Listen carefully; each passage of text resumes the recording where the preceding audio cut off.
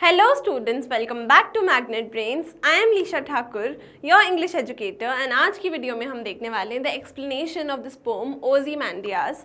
Okay, so basically सबसे पहले हम स्टार्ट करें इस पोम को, उससे पहले हमारे पास कुछ क्वेश्चन है. सबसे पहले आप ये पिक्चर को देखिए, ठीक है. थोड़े से लेग्स बने हुए एक मूर्ति के, एक सर उसका गिरा हुआ है साइड में. क्या आपको समझ में आ रहा है इस पिक्चर से? आप जब साइट सीइंग टूर पे गए, मानो to an old mysterious country far away from home, आपने ये स्टैचू देखी, तो अब अपने पार्टनर के साथ आप डिस्कस करिए about this picture and about the people and the place and the ruler. ठीक है, तो आपको ये डिस्कशन करना है.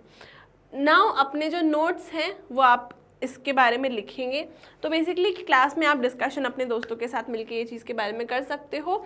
अब आपको ये लिखना है कि आपके क्या इंप्रेशंस थे अबाउट द प्लेस, जैसे कि सैंड, डेजर्ट.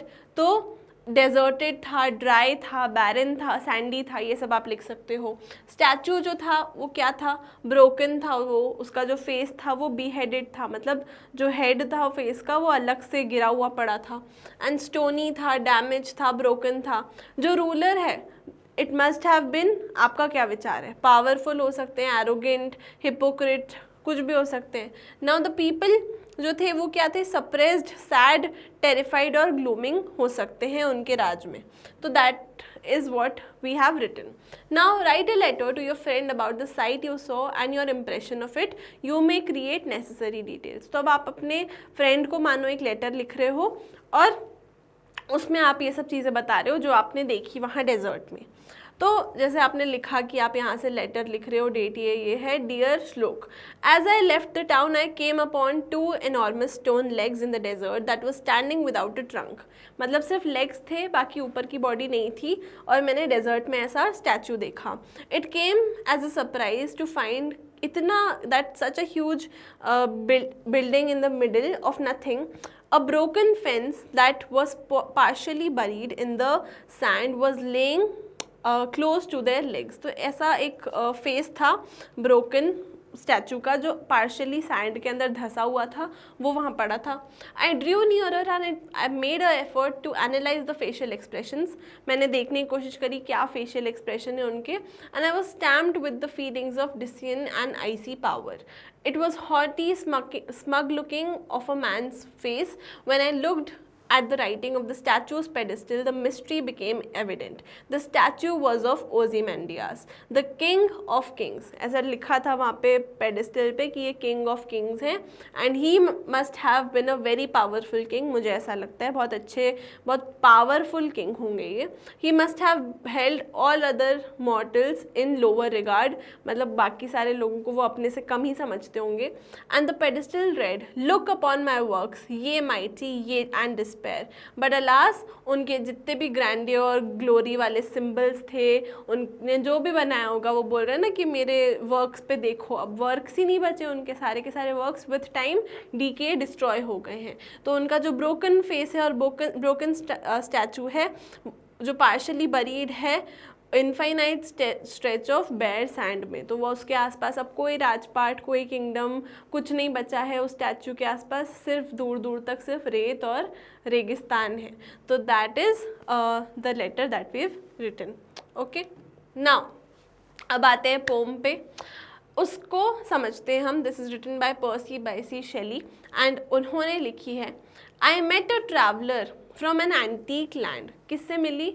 एक एंटीक लैंड के ट्रैवलर से. पुराने चीज़ों का जो लैंड है, बेसिकली पुराना लैंड है, उसके ट्रैवलर से. उन्होंने क्या कहा? Who said, 2 vast trunkless legs of stone stand in the desert near them on sand. तो बिना कोई अपर बॉडी के सिर्फ और सिर्फ लेग्स जो हैं वो खड़े हैं. कहाँ पे? डेजर्ट के बीचों बीच. एंड उनके आसपास सिर्फ सैंड है. तो जो पोएट है वो स्टार्ट करते हैं स्टोरी बताना. एक ट्रैवलर से वो मिले जो एंशिएंट लैंड के ट्रैवलर हैं, और वो ट्रैवलर बताते हैं कि एक उन्होंने ह्यूज स्टैचू देखा बिटवीन द डेजर्ट, एंड वहाँ पे सिर्फ और सिर्फ लेग्स थे स्टैचू के, और पूरे के पूरा ट्रंक यानी कि बॉडी स्टैचू की नहीं थी. और नियर बाय एक ब्रोकन पार्ट गिरा हुआ था और एक फेस गिरा हुआ था स्टैचू का, एंड जो डीके हो रहा था, जो कभी हो सकता है ग्लोरियस था अपने टाइम पे. half sunk, a shattered visage lies whose frown and the wrinkled lip and sneer of cold command. यहाँ पे लिखा है कि जो विसेज है यानी कि फेस है, एंड जो स्नियर है यानी कि फेशियल एक्सप्रेशन जो है स्कॉन एंड हॉस्टिलिटी का, जिसमें अपर लिप जो है वो रेज हो जाता है।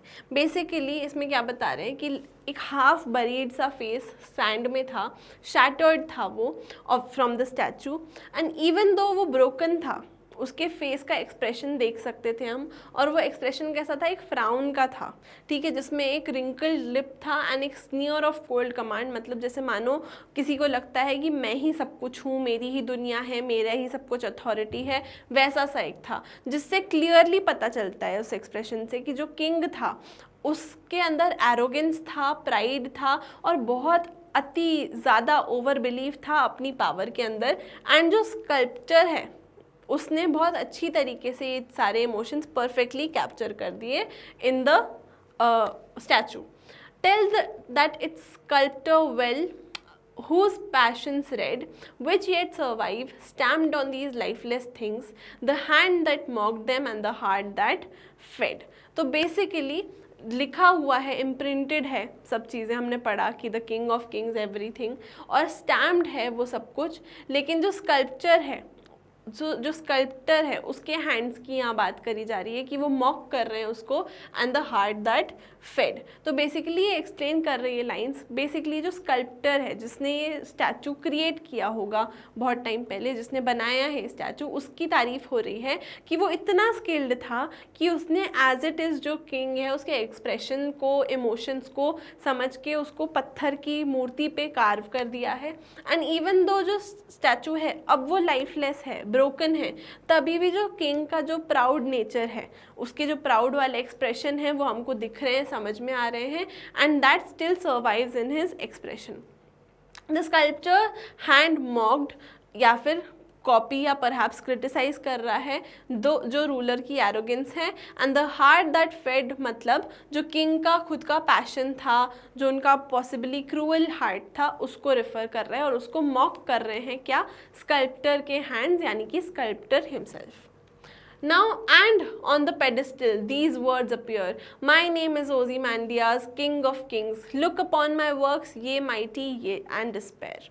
तो ये लिखा है पेडिस्टल पे, जो जिसके ऊपर बेसिकली मूर्ति रखी है, ये पेडिस्टल है रेक्टेंगुलर मानो, और उसके ऊपर मूर्ति मतलब जो स्टैचू है वो है।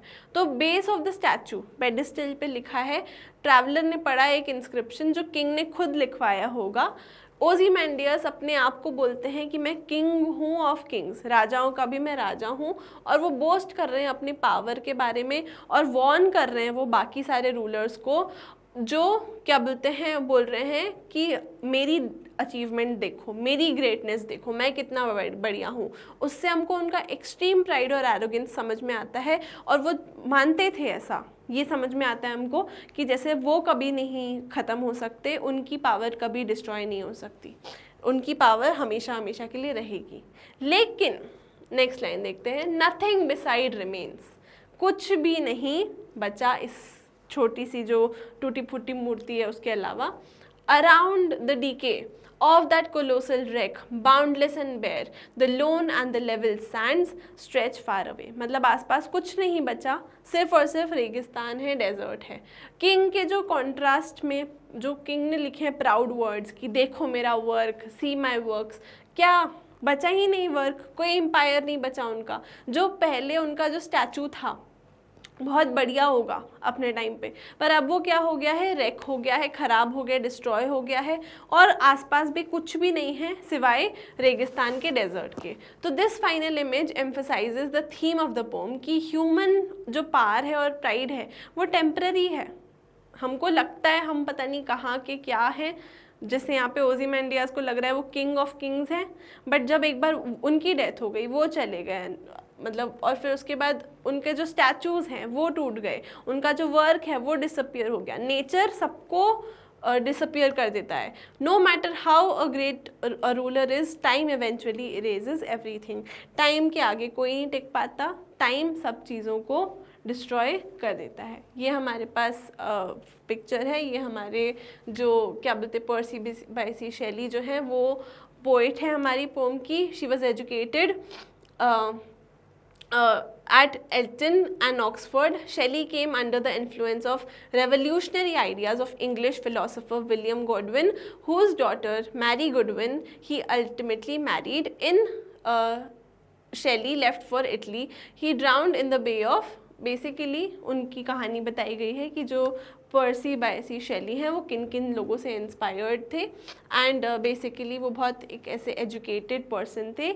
He was educated in Oxford जैसी यूनिवर्सिटीज़। सो आई होप पूरी की पूरी जो पोम है आपको समझ में आ गई होगी अच्छी तरीके से। एंड क्या बोलते हैं, अगर वीडियो अच्छी लगी तो लाइक कर दीजिएगा, चैनल को सब्सक्राइब कर दीजिएगा। I would like to tell you that Magnet Brains offers you free and very high quality education, so go check out the website magnetbrains.com and I'll see you guys in the next video. Until then, keep learning.